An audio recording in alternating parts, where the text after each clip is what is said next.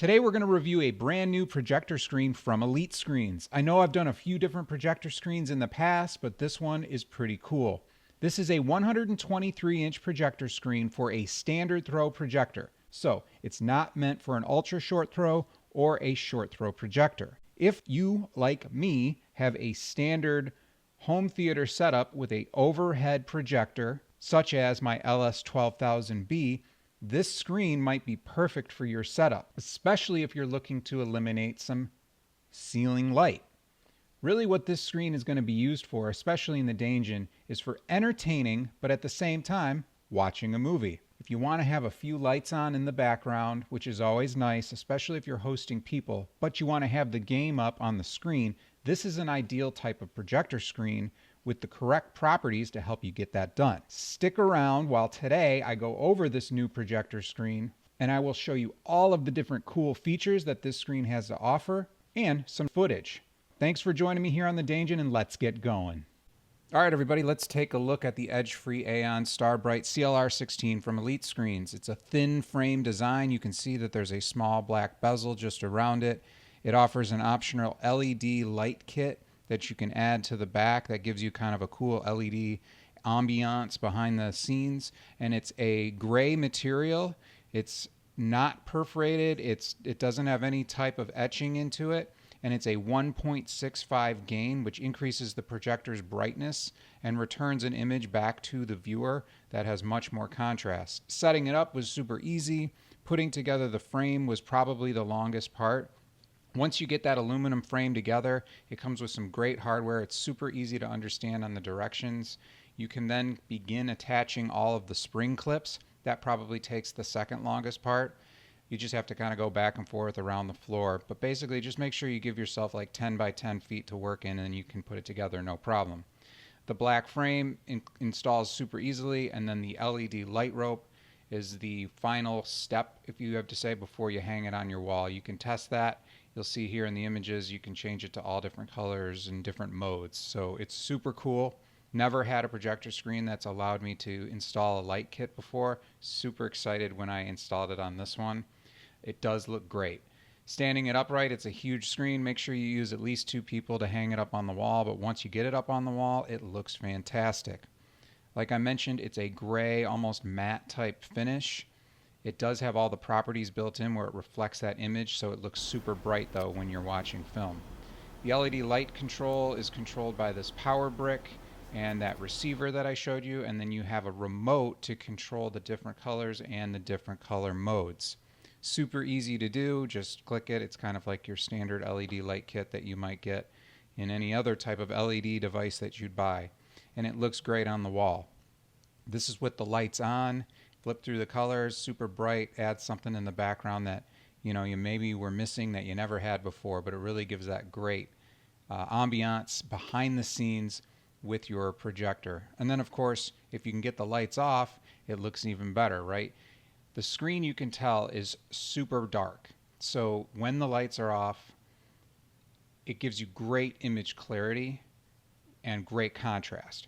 When the lights are on, it still gives you a great image. I mean, just look at this. All the lights are on here in the Dangin.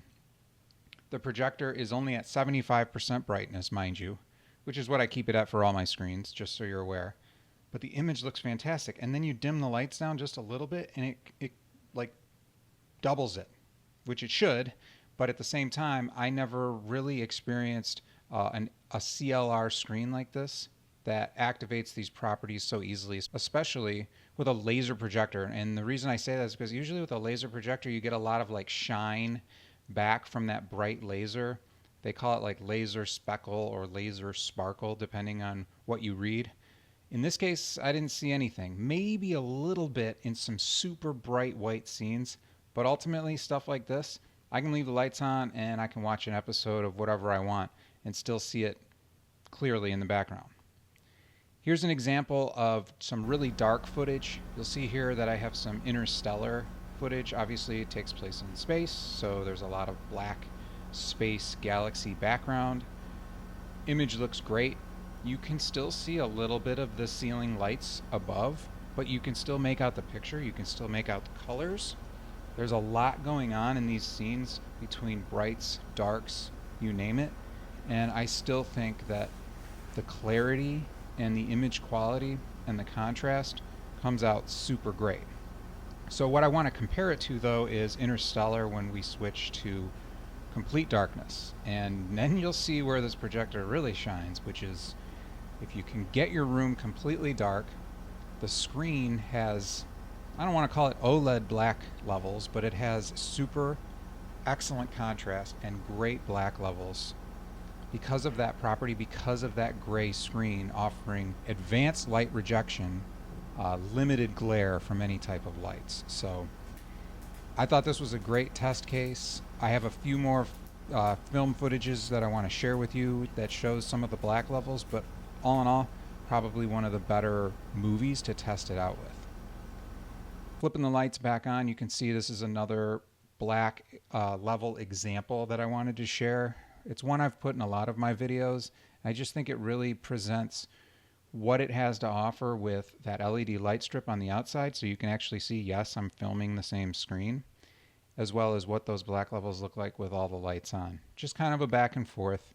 I know a lot of people like to know what it's like with a little bit of ambient light, and this thing has been fantastic.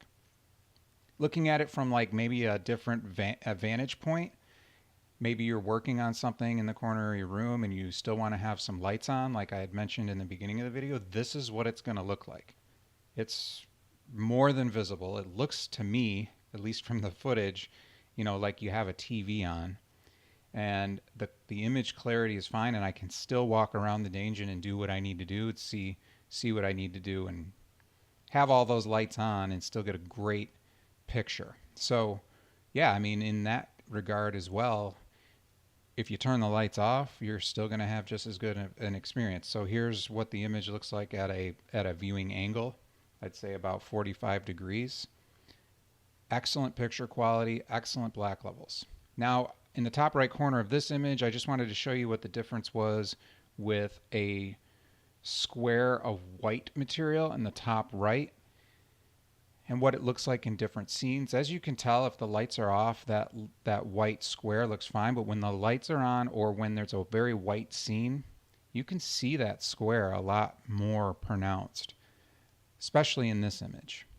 Just to give you an example of what the difference is between a gray ceiling light rejecting or ambient light rejecting screen, I really think that probably is one of the best examples.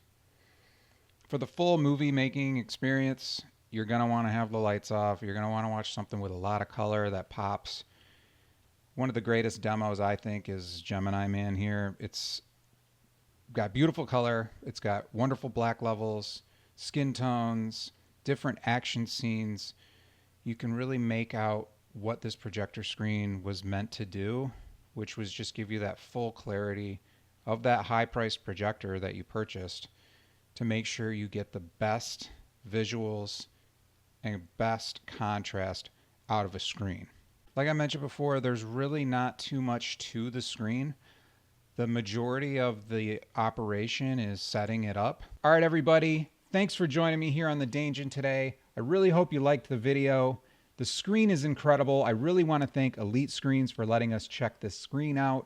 123 inch, I mean, no border, it's massive. It's a really nice screen. Thank you again, Elite Screens, for giving me the chance to review this screen. I think it works great, especially in the settings that I've had lately with a lot of sports going on, such as March Madness, some hockey, you name it. I can leave a few lights on, I can do some tasks in the background, and still get a great image off my Epson LS12000.